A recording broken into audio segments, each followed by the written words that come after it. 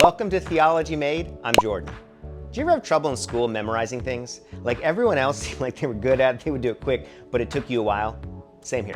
And so today we're going to look into the holy grail of memory. The Holy Grail. Memorizing scripture. And I'm going to give you the scientifically proven 4-step memorization method that by the end of this video, you too are going to be able to memorize scripture. So whether you are a memory wizard, You're a wizard, Harry. or you are a forgetful wanderer, Now, where did I leave my phone? fear not.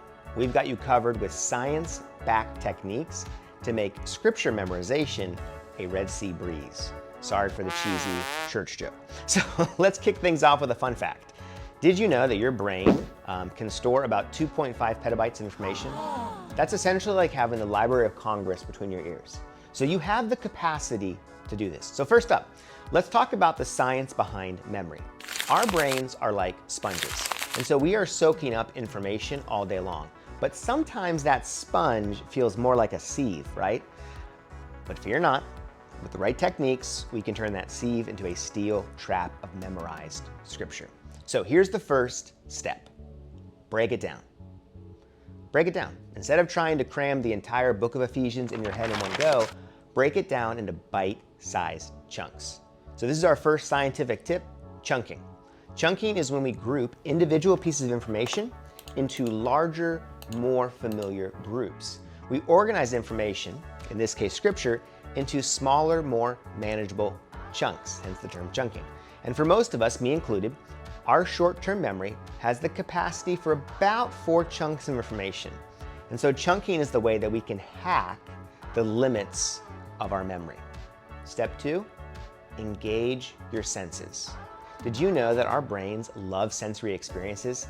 So instead of just reading those scriptures, try saying them out loud. If you're reading the Psalms, you could even sing them.